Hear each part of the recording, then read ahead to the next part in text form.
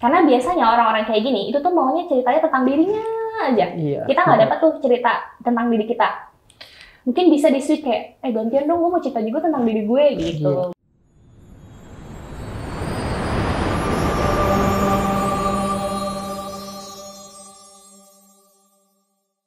Halo semua, balik lagi di YouTalk Uhamka Talk Podcast.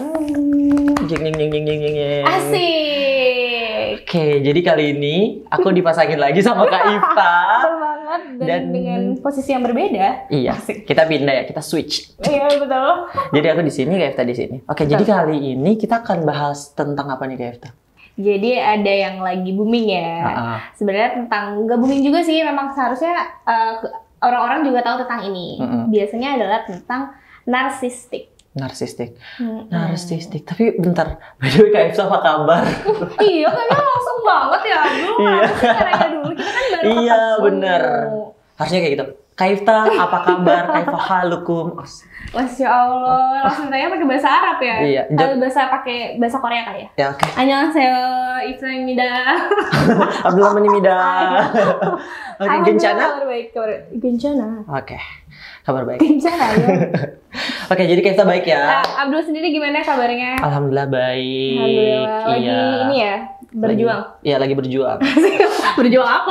Berjuang untuk mendapatkan nilai yang bagus ya. Masya Allah, betul. Kan Karena lagi masih kuliah kan? Benar. Kak Ifta, semester berapa sih sekarang? aku semester 5. Oh, lihat dikit lagi. Iya, dikit lagi. Kak Ifta kan udah kelar ya, Iya, alhamdulillah. Masya Allah. Jadi tinggal tunggu graduation-nya aja, guys. Benar, bulan Desember. Oke, bahas tentang narsistik. Sebenarnya narsistik itu apa sih kalau menurut Kak Ifta? Sebenarnya kita akan bahas dari perbedaannya dulu kali ya. Dari yang narsis biasa dulu nih sama narsistik. Karena beda jauh nih, nggak beda jauh sih, maksudnya beda. Jadi biar nggak salah diartikan juga.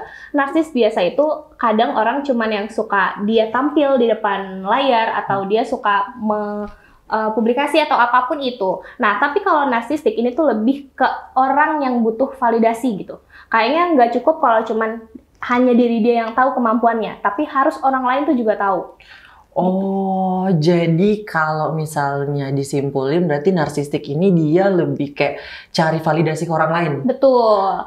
Jadi narsistik sendiri ini tuh sebenarnya masuk dalam kategori personality disorder. Berarti itu apa? Kesehatan mental, apa? Betul, gangguan mental ya, yang dialami oleh seseorang. Betul. Karena ingin mendapatkan validasi yang lebih. Benar.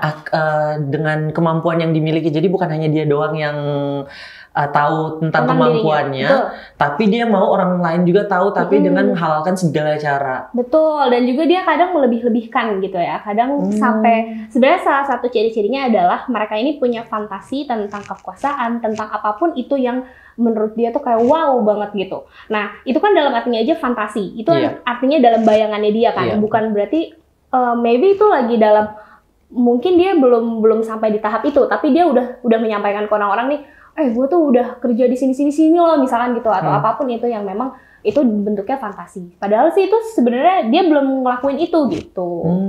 Oke, berarti kayak masih bayangan-bayangannya dia, tapi dia udah ngomong ke orang-orang.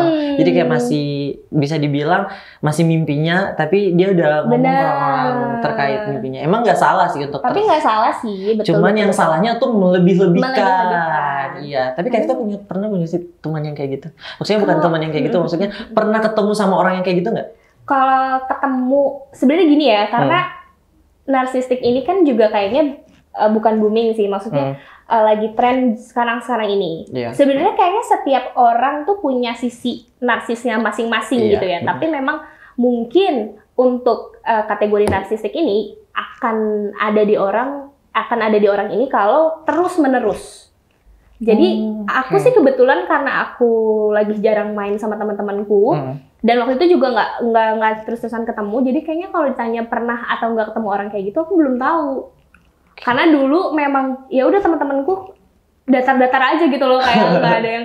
Karena memang misalkan juga nih udah ketemu, udah jarang ketemu, terus sekalinya ketemu ngobrol, ya nanya ini pekerjaan sih memang, nanya sekarang sibuk apa kayak gitu-gitu, tapi nggak ada yang sampai berlebihan kayak, oh gue sekarang udah ini gitu. Bener. Karena kayak gitu-gitu itu udah enggak sih. Tapi terkadang kita yang sebagai korban dari narsistik ini kadang tuh sadarnya lama. Jadi kayak ini sebenarnya tuh dia bakal narik kita ke toxic relationship. Jadi kayak dia bakal ngomongin tentang dirinya mulu, pokoknya tentang dia. Dan menurut sumber yang aku baca, kebanyakan orang narsistik ini cowok. Sekitar 70%, iya. Oh iya? Kebanyakan. Tapi itu aku nggak tahu ya, karena kan kita kan nggak bisa mendiagnosa diri kita sendiri. Betul. Itu harus ada, kan kalau di psikologi sendiri prosedurnya gimana tuh kalau misalnya untuk... Jadi nggak boleh ada diagnosa, self-diagnose itu nggak boleh. Jadi kalau memang mau misalkan mendiagnosa diri sendiri, itu harus ke ahlinya. Jadi harus ditanya dulu nih ke psikolognya. Misalkan nanti pasti dari tahap konseling dulu. Kalau memang nanti dibutuhkan tingkat lanjut, berarti nanti akan ada alat tes yang harus dikerjakan sama orang ini. Nanti baru bisa tuh dilihat dari hasilnya apakah memang orang ini punya gangguan dalam kesehatan mental gitu. Oke, jadi emang harus ada tesnya ya. Betul. Sebelum mendiagnosa, didiagnosis sebagai narsistik atau yang lain sebagainya yang terkait dengan mental. Benar. Nah, kalau menurut Kak Ifta sendiri, kenapa orang-orang itu bisa jadi narsistik? Kalau menurut aku sih kayaknya karena mungkin di masa lalunya dia nggak pernah dapat hal itu dari orang-orang terdekat dia. Mungkin waktu kecil dia dapat nilai bagus tapi nggak dihargain sama orang tuanya. Karena kan anak kecil kan juga sebenarnya butuh itu kan. Karena dalam jenjang pendidikan anak-anak, mereka tuh butuh namanya kenyamanan dan keamanan. Nah, saat anak-anak misalkan membutuhkan ini nih, misalkan bunda aku dapat nilai A gitu, terus bunda kayak oh ya udah gitu doang, kayak mereka tuh loh berarti nilai A ini sebenarnya bagus atau enggak ya? Nah, mereka akan mempertanyakan itu. Mungkin hal itu yang nantinya akan kebawa nih sampai dia gede gitu. Nah, narsistik ini mereka bisa keluar biasanya tuh usia-usia dewasa awal.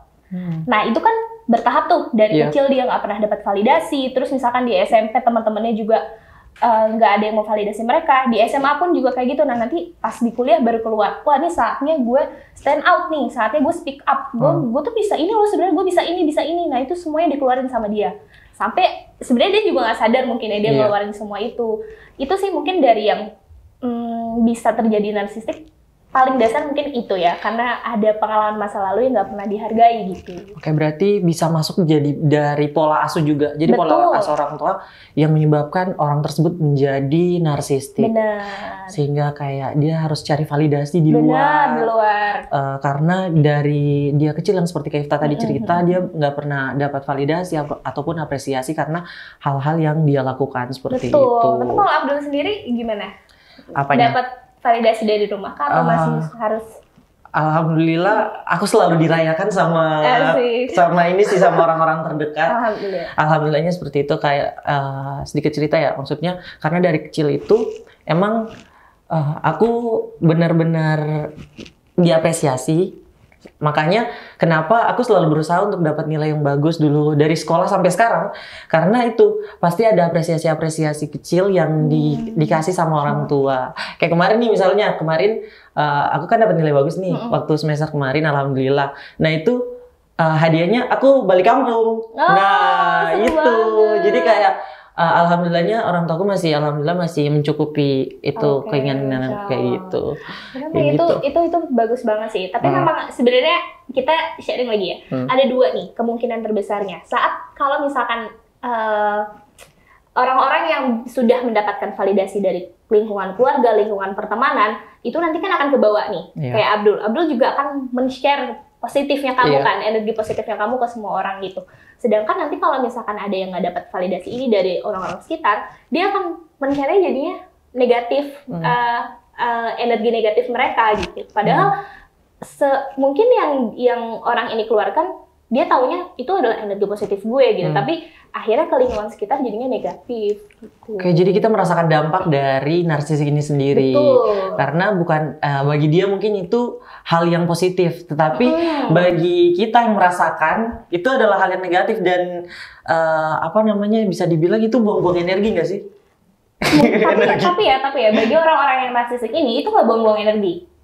Karena itu yang mereka dapatkan, itu yang mereka butuhkan malah. Karena mereka kan haus validasikan. Mereka tuh beneran butuh harus sharing apapun itu tentang dia yang apa yang dia punya gitu. Jadi menurut mereka itu nggak buang-buang energi sih. Iya, maksudnya berarti itu kalau untuk diri mereka. Nah, kalau menurut Kak Ifta sendiri, kalau dampak dari narsistik ini untuk ke diri sendiri itu seperti apa? Kalau misalnya untuk dampak ini untuk orang yang narsistik itu? Kalau dampak mungkin untuk si orang-orang yang narsis ini akan pasti temennya akan dikit. Karena kan teman-teman lingkungannya pasti akan capek kan ngadepin dia. Nah itu pasti akan lebih sedikit pertemanannya. Terus juga saat nanti pertemanan sedikit, pasti dia akan menutup diri itu. Nah itu jadinya nggak bagus. Makanya sebenarnya yang biasa-biasa aja gitu. Apa yang harus di-share ke orang-orang adalah secukupnya. Jangan sampai berlebihan. Kalau bisa sih kayak gitu. Nah mungkin kalau untuk selain dampak dari teman-teman sedikit, itu nantinya juga akan mempengaruhi ke diri dia sendiri sih. Itu akan capek juga. Karena kan kita nggak tahu ya, tiap orang itu pasti punya titik kecapeannya sendiri masing-masing gitu loh. Nah mungkin nanti ada saatnya si orang ini tuh capek juga. Nah mungkin saat capek itu dia jadinya ngedrop, nanti malah jadinya kebawa ke kesehatan sendiri, ke kesehatan fisik, bukan lagi ke kesehatan mental gitu. Paling itu sih dampak-dampak yang bisa dirasain sama si orang yang narsis ini. Iya, tapi kalau yang aku dapat juga nih, maksudnya yang aku baca-baca dari beberapa sumber, itu benar-benar orang yang narsistik ini biasanya tuh dia menyebarkan energi yang negatif. Jadi kayak misalnya dia ngeluh kayak, aduh gue capek banget, dikit-dikit ngeluh, aduh gue gini, aduh gue gini, aduh gue gini. Maksudnya ya emang sih boleh, tapi istilahnya jangan terus-menerus karena orang itu bukan hanya, dunia ini bukan hanya lu doang gitu. Ada orang-orang lain di sekitar lu. Kalau misalnya lu terus-terusin kasih energi negatif ke orang, nanti orang tuh malah yang tadinya nggak ada energi negatif, jadi keikut juga. Karena energi negatif itu kayak istilahnya dia tuh nular. Bener, nular. Jadi kayak misalnya di dalam tongkrongan, kita kalau misalnya dia ngeluh terus, kita yang tadinya yang kayak lagi maksudnya lagi positif lah, lagi energi yang kayak lagi energi yang baik gitu. Tiba-tiba dia datang, dia ngeluh dan lain sebagainya. Jadi di situ juga kita pasti bakalan jadi bete juga, ikut sedih juga kayak gitu. Jadi kalau menurut aku kalian yang masih melakukan hal-hal seperti itu, mending kalian jangan terus-menerus melakukannya, karena yang tadi seperti aku bilang, di dunia ini bukan hanya kalian doang, tapi ada orang-orang di sekitarnya kayak gitu. Tapi emang sebenarnya lagi-lagi adalah penting untuk kita biar diri kita juga pintar untuk mengontrol emosi sih. Karena kan pasti kayak misalnya tadi kamu bilang, ketika ada orang satu menyebarkan energi negatif, pasti itu kan akan berpengaruh sama lingkungan sekitarnya juga. Benar. Nah, gimana nih saat kita ada di lingkungan ini, kita nggak jadi ikutan punya energi yang negatif gitu. Makanya harus pintar-pintar juga tuh kita memilih lingkungan, pertemanan, apapun itu ya. Misalkan ada juga nih, misalkan di keluarga yang nggak support, cari support system lainnya.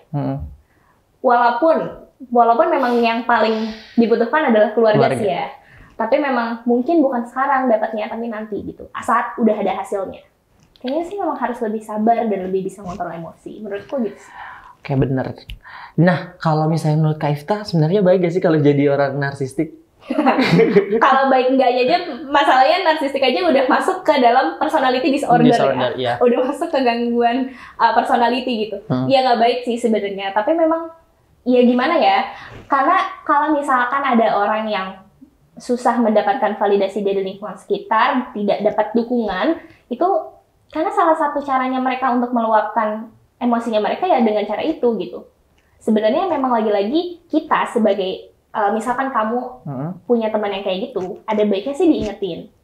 Karena biasanya orang-orang kayak gini, itu tuh maunya ceritanya tentang dirinya aja. Kita nggak dapat tuh cerita tentang diri kita.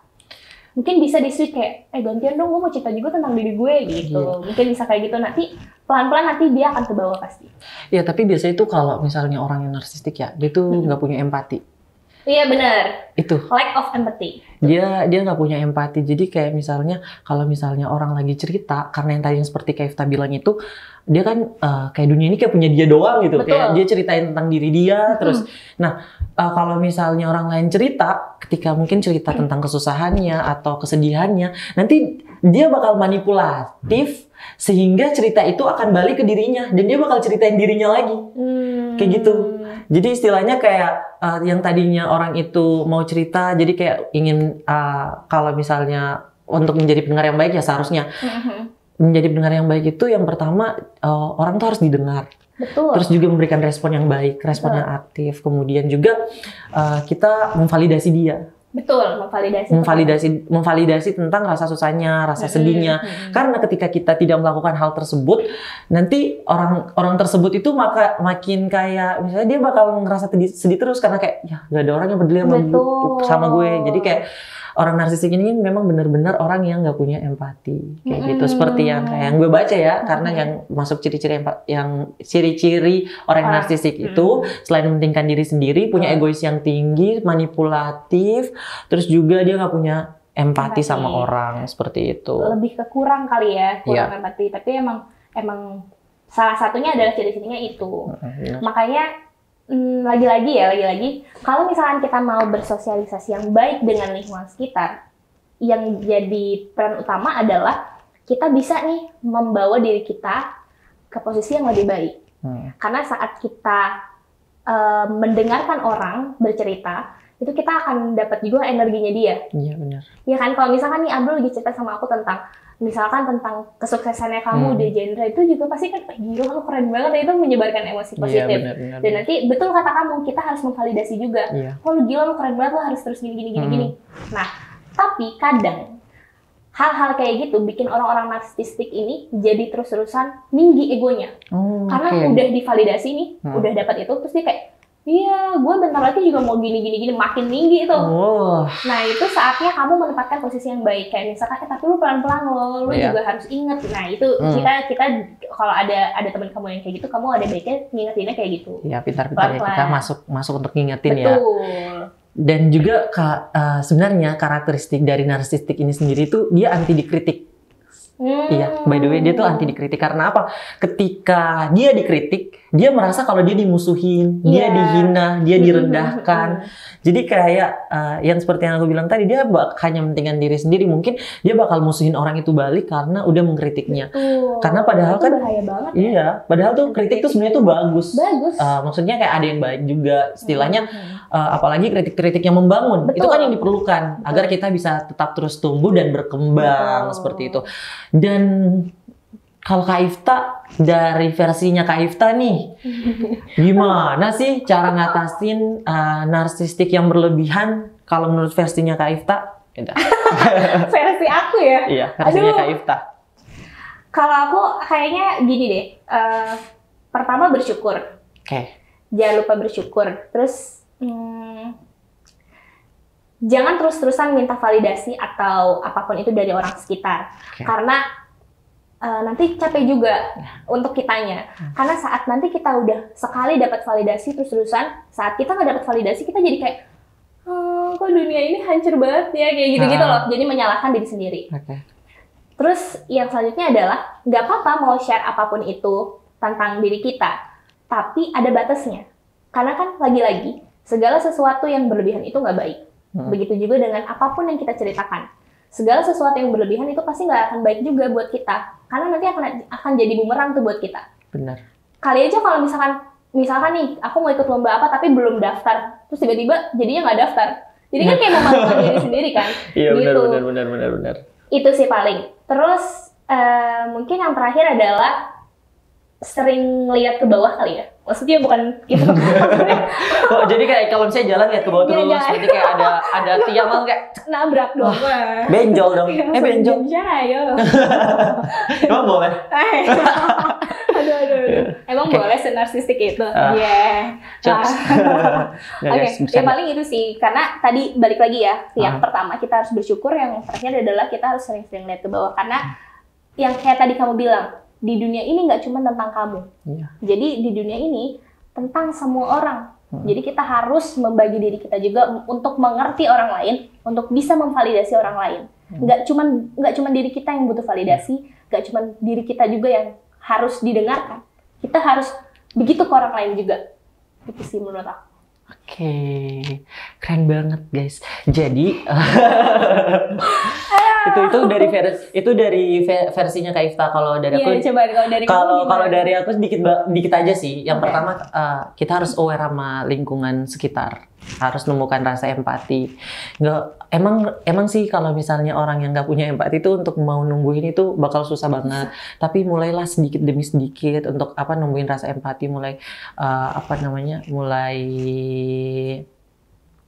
kayak peduli sama orang sekitar. Jangan cuma peduliin diri lu sendiri, peduli sama orang sekitar. Terus juga kritik itu perlu, teman-teman. Maksudnya kritik itu perlu karena kita hidup di dunia ini, terkadang kita juga itu melakukan kesalahan yang kita tidak sadari. Jadi adanya kritik ini untuk bisa membangun dan kita bisa terus tumbuh dan berkembang, dan kita bisa akan terus maju jaya kayak gitu. Kalau itu sih dari aku. Jadi jangan harus nemuin rasa empati, terus juga jangan mentingin diri sendiri, kurangi egoisnya, turun tuh ego, jangan tinggi, turunin ego kayak sama gitu. Nerima kritik ya. Sama nerima kritik. Jangan terus-terusan egois. Dan mulai mendengarkan orang lain. Jangan mau didengarkan terus. Kayak gitu. Oke. Aduh, jadi kayak seru banget nih bahas narsistik ya. Ya Allah. Kayak orang bener lagi nih. Allah. Oke. Jadi kalau pesan untuk Kak Ifta? Pesan untuk aku. Pesan dari Kak Ifta untuk orang-orang di luar sana kali ya. Ya pokoknya itu lagi tadi, jangan lupa bersyukur dan jangan lupa kalian di dunia ini nggak cuma diri kalian, ada orang lain. Jadi tolong mentingin orang lain juga. Jadi jangan mau dipentingin aja. Oke. Terima kasih Kak Ifta untuk waktunya hari ini. Keren banget pembahasan kita hari ini, berisi ya. Iya, ini kayaknya paling berisi ya. Iya, berisi. aduh. Tapi semuanya berisi. Cuman kali ini nih kayak emang yang kayak bener-bener salah satu yang banyak yang kita nggak sadari tapi ada gitu di sekitar kita. Karena memang ini harusnya ada sih. Iya, oke guys. Jadi itu dia You-Talk kali ini. Sampai jumpa di You-Talk selanjutnya. Jangan lupa like, comment, share, and subscribe YouTube Wahamka TV. Bye.